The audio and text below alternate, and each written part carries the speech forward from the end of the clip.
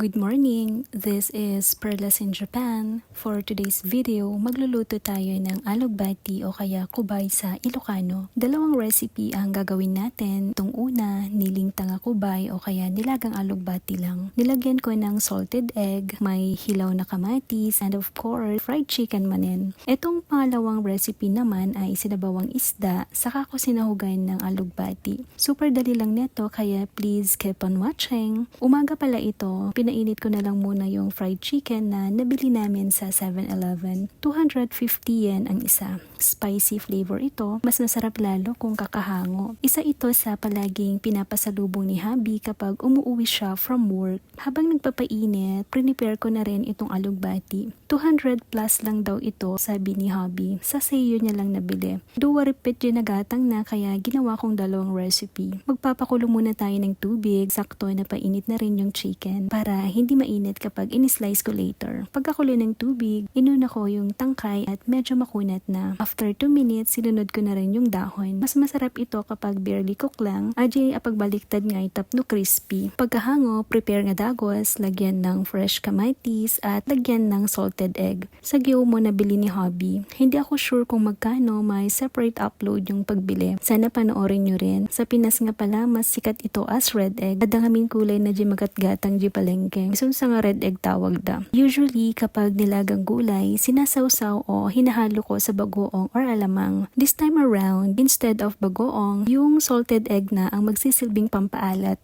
Wala na akong ibang nilagay na pampalasa. Solid na to. Hinalo ko lang ng maayos para may spread yung alat ng salted egg. And of course, for pictorial purposes, ililipat natin siya for plating para naman medyo visually appealing yung gagawin nating thumbnail. Saglit nga lang talaga niluto kaya medyo mainit pa yung chicken na pinainit ko kanina. Buti na lang makapal pa yung kalyo kakalaba. O diba, yung physical insecurities natin ay surprisingly useful at times. Kaya if you feel perfect, lalo sa physical appearance mo, maliban sa pagpapaganda, unahin nating itaas ang self-esteem natin. Malaking factor kasi ito sa decision-making process. Like, you're supposed to go out and have fun with your family and friends, pero canceled ang plan because you don't feel beautiful. Naapektuhan rin neto ang relationships natin just because you feel ugly. Nag-uugat na ang overthinking and trust issues like baka ayaw na sa'yo ng partner mo because you've gained much weight, or baka kalansay ka na sa sobrang payat, or umitim na kilikili mo o singit mo, o kaya natadtad na ng pimples mukha mo. Higit lalo affected ang emotional health natin. Kung low self-esteem ka, napakataas ng probability that you might fall into depression or anxiety, lalo sa mga kapapanganak lang. Don't take postpartum depression lightly. Ang haba na pala ng nasabi ko. Anyways, kinagabihan neto, nagluto naman ako ng isda. Ang mahal. Yung 2 slices na napakaliit 500 plus yung presyo. Nakasale na nga yung kinuha namin, 700 plus yung original price. Nag-prepare na nga ako dyan ng sibuyas at luya. Pampatanggal lang sa raw yung luya.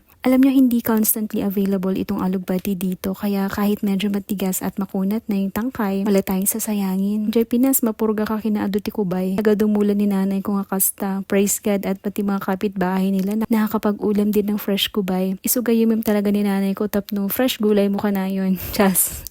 Yung kubay, in-slice ko rin into smaller pieces para mas madali makain ni baby. Pagka-prepare ng sibuyas at luya, pinakuluan ko na muna for about 2 to 3 minutes ata. Then, sinunod ko na yung 2 slices na isda. Asin lang din ang pinantimpla ko. Nilagay ko na rin yung mga tangkay. Nung malambot na yung tangkay, nilagay ko na rin yung dahon. 1 minute na kulo lang, okay na. That concludes our cooking show. Just!